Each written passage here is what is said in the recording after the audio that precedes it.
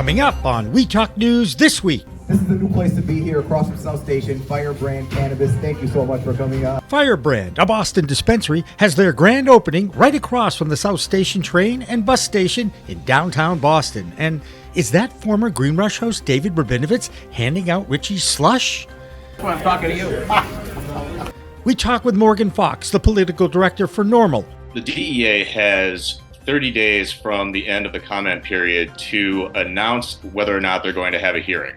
Plus, recreational adult use sales are ready for opening day this week in the Buckeye State of Ohio. And California and now New Jersey pull some bad cannabis from the shelves with all sorts of gross stuff found in the testing. Still, a legendary advocate from the Minority Cannabis Business Association, Tahir Johnson, opens his first adult use dispensary in the New Jersey capital of Trenton and talks with our Jill Goldsberry. It's exciting because we are now coming up on our first full week after our grand opening tomorrow. And Texas Governor Greg Abbott and his state AG both lose their legal fight again to stop the decriminalization initiatives in their cities, including Dallas now. And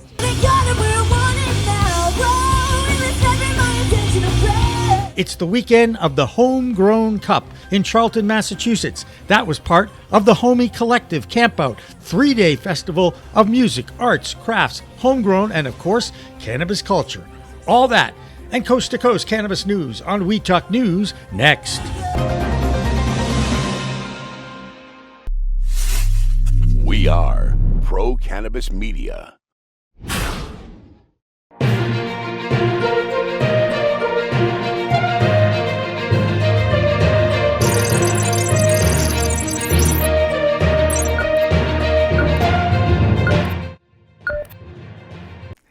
Hi everyone, welcome to another edition of We Talk News, Pro Cannabis Media's weekly roundup of cannabis news from coast to coast. I'm PCM founder Jimmy Young, filling in this week for the vacationing Alaina Pinto in Massachusetts. And I'm Karen Black in Arizona.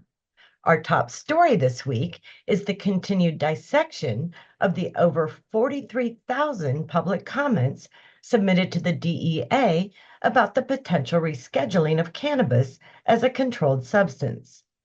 PCM founder Jimmy Young talked with the political director of NORML, Morgan Fox, about what's next in this process and what role it will play in the presidential election this fall.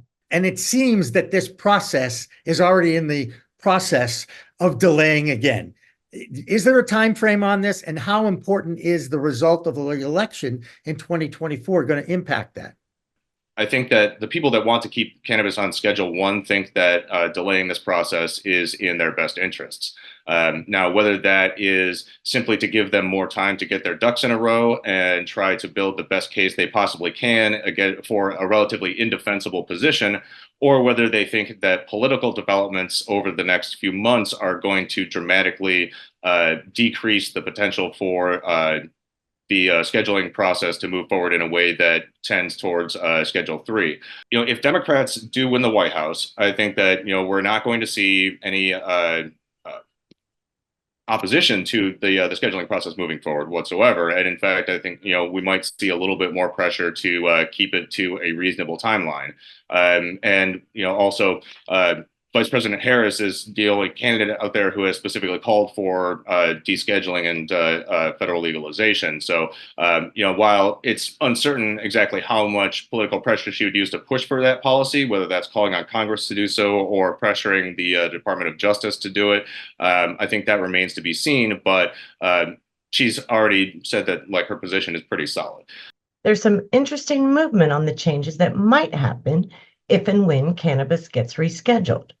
Throughout the show, we'll have other excerpts from that interview with Morgan Fox.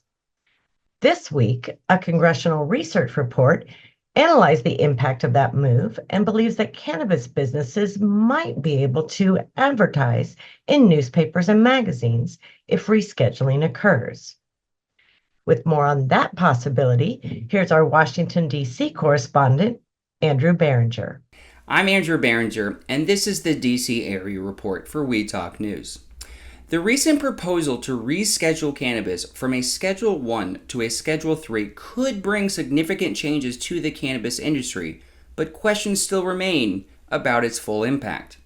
If approved, state legal cannabis businesses could finally advertise in newspapers and magazines such as Cannabis and Tech Today and other cannabis industry publications without fear of federal prosecution. They would also gain access to crucial tax deductions, potentially boosting profitability for job creation in the sector. Now, however, cannabis would remain federally illegal without FDA approval as medicine, and most collateral consequences of cannabis convictions would persist. This highlights the limitations of rescheduling cannabis versus full legalization. The move faces opposition from some GOP members who would challenge the process and allege political motivations behind the decision. Meanwhile, state cannabis regulators are calling for clarity on how rescheduling could affect federal enforcement and interactions with state-regulated markets. As the debate continues, it's clear that while rescheduling cannabis could offer some relief to the industry, it falls short of the comprehensive reform that many advocates seek. The coming months will be crucial as stakeholders navigate these potential changes in federal cannabis policy, as well as advocates and others. I'm Andrew Behringer reporting for We Talk News. I'll see you next week.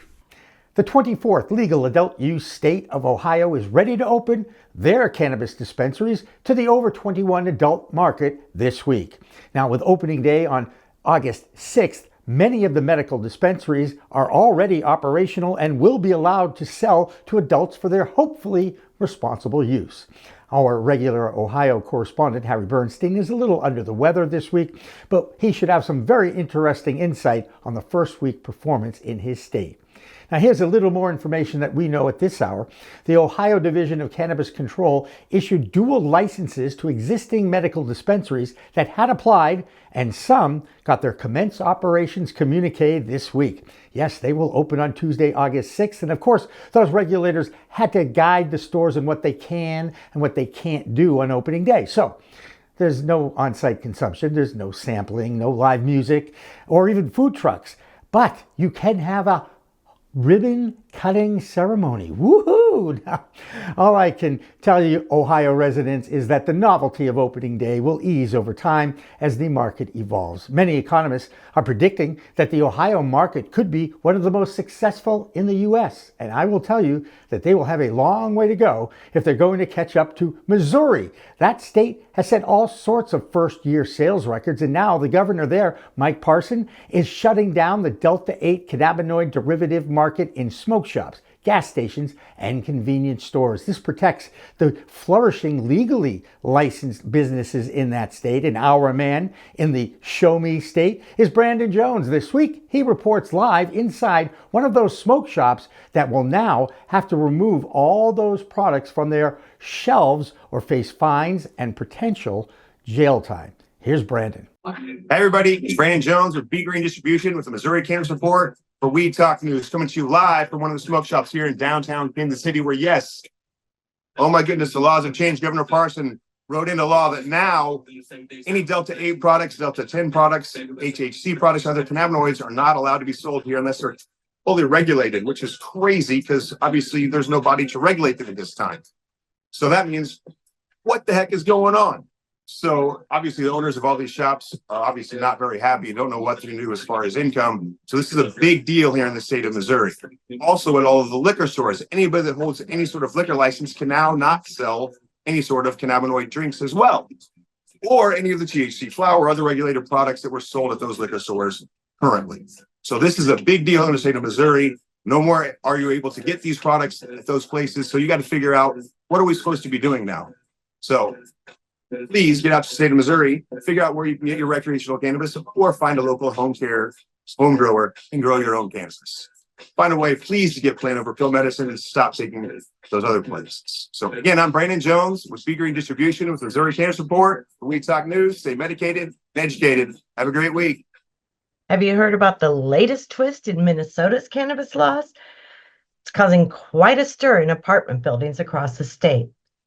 As of July 1st, Minnesota has put the kibosh on smoking or vaping cannabis in multifamily housing. This means if you're living in an apartment or condo, you can't light up or vape inside anymore.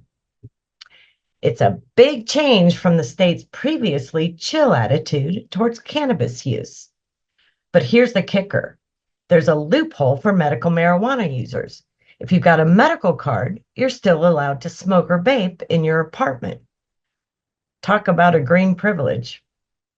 This new rule wasn't supposed to kick in until 2025, but they fast-tracked it for various reasons. Now, landlords and property managers are required to enforce this ban, which is stirring up some mixed feelings. But don't worry, though, you can still keep your stash and even grow a few plants in your apartment. And if you're more into edibles, you're in the clear. It's just smoking and vaping that's off limits. So if you've been bothered by your neighbor's pot smoke, you might be breathing easier soon, unless, of course, they have a medical card. Heading back to the East Coast, here's We Talk News' Joe Parsons with more on Verano's Virginia acquisition, among other news. I'm Joe Parsons with the Virginia Cannabis Connection, and this is the Virginia Cannabis Report on We Talk News. While there still hasn't been any announcement from the VCCA about Health Service District 1 in the Commonwealth, there is some exciting news, however, to report about HSA 5.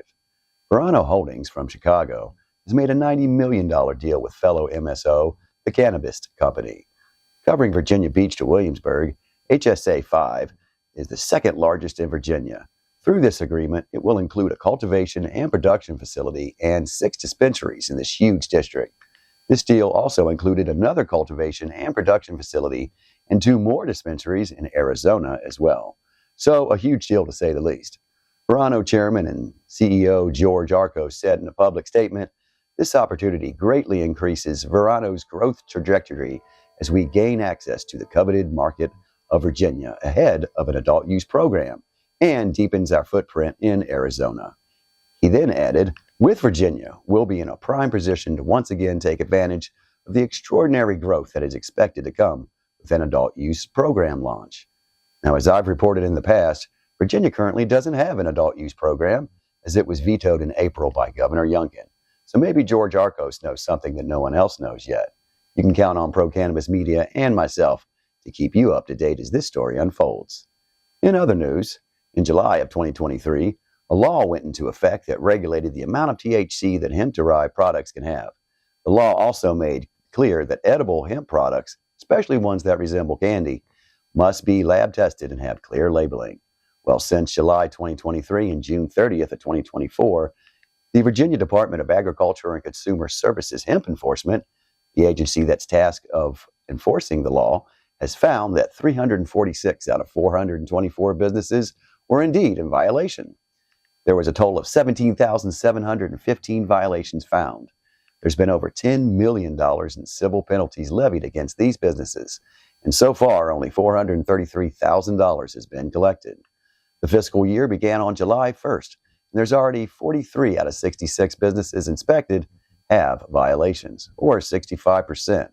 Now, this is a clear indication that Virginia desperately needs a safe and regulated adult use program to help keep these hot hemp products out of gas stations and little bodega shops. That could potentially wind up in the hands of children. You can count on me to continue to working towards just that, a safe and fair market that helps the economy and protects our youth. Well, that's going to do it for this week from the Virginia Cannabis Connection and reporting from We Talk News. I'm Joe Parsons. Until next time, stay lifted. Air Wilderness has been one of the biggest multi-state operators in the country, and they are now looking for a new chairman of their board. John Sambleman, who had been the CEO since 2017 and then moved over to the executive board, well, he took that over a few years ago, and now he's decided it's time to move on to other opportunities. Texas Governor Greg Abbott might want to think about leading another state soon, since his cities and his states continue to rebel and move towards decriminalization. Abbott and his attorney general continue to fight against the right of their communities in that state to create their own city laws, bypassing state laws when it comes to cannabis. Once again, their strategy of trying to prove that in a court of law, well, It's been rejected now for the second time in 6 months. Here's our own Texas correspondent Lisa Williams with her take on developments in her city of Dallas. I'm Lisa Williams, founder of the Toke Agency with the Texas Cannabis Report for Weed Talk News. Howdy, y'all. Big changes on the horizon in the Lone Star State. Dallas is making headlines as local officials have certified enough signatures to put marijuana decriminalization on the November ballot. The petition, which received strong backing from local activists, signals a shift in public sentiment. With growing support for more progressive cannabis policies, Dallas is positioning itself to possibly join other Texas cities that have already moved towards decriminalization, which could mean fewer arrests for minor possession, less strain on the judicial system, and a step towards modern cannabis approach reform. The development in Dallas are part of a bigger, broader trend in the state of Texas, where cities and counties are increasingly considering marijuana reform with a growing statewide push for more sensible cannabis laws. With more local government exploring decriminalization, there's a clear indication that public opinion is shifting towards favoring reform. Despite some opposition from state officials, the momentum for reform continues to grow. This is especially evident in cities like San Marcos, where recent legal victories have upheld local decriminalization efforts, setting a strong precedent for others to follow. For a state as large and as diverse as Texas, these local efforts are crucial in setting the stage for broader statewide reforms. As more and more cities consider decriminalization, the conversation around cannabis policies are evolving, and it's a clear sign that Texas is ready for a change. Whether it's to reduce the legal consequences for minor offenses, allocate resources more efficiently, or simply reflect the modern understanding of cannabis. So whether you're a Dallas resident gearing up for the November ballot or just keeping an eye on the shifting landscape, there's no denying that Texas is on the cusp of significant cannabis reform. I'm Lisa Williams, founder of the Toke Agency with the Texas Cannabis Report for Weed Talk News. That will do it for the A block or first section of Weed Talk News for this week. But we've got plenty more cannabis news coverage from coast to coast ahead.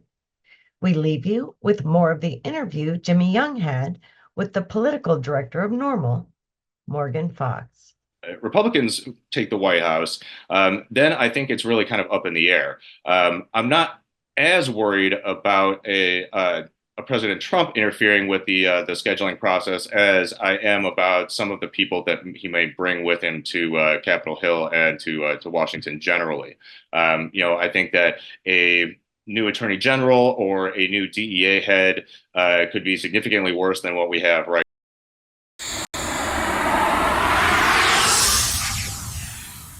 It's a whole new world of weed out there, isn't it? Everyone is learning new ways to titrate, ingest, consume, imbibe, and engage with this plant medicine we call cannabis. Now, let me tell you my cannabis story. I've had 4 major surgeries in the past 23 years and suffer from osteoarthritis with a variety of metal parts in my body and one on deck. Now, thanks to those chronic pain issues, I've been a medical patient in Massachusetts for almost 10 years now. I remember my first trip to a dispensary just outside of Boston, and I told the bud tender I didn't want to smoke it anymore. So I tried edibles, then tinctures, then vaping, and now if I'm going to smoke, I only use the Weegets filtration system. What? The Weegets.com, Weegets, that's weed, W-E-E-D, G-E-T-S.com, is where you'll find the planet's coolest product that cools the smoke from everyone's favorite flower. The guy that started this was a pretty good medical device manufacturer, and he created this maze pipe that cools the smoking process from 1300 degrees Fahrenheit upon inflammation down to just 90 degrees when it reaches your mouth. That's right, 1,300 down to 90. That's why this maze pipe is amazing. Now, add in the code of PCMTV and you get 15% off. So just go to Weejits.com and check out the best way to enjoy a cooler smoke with less coughing and hacking and more peace of mind.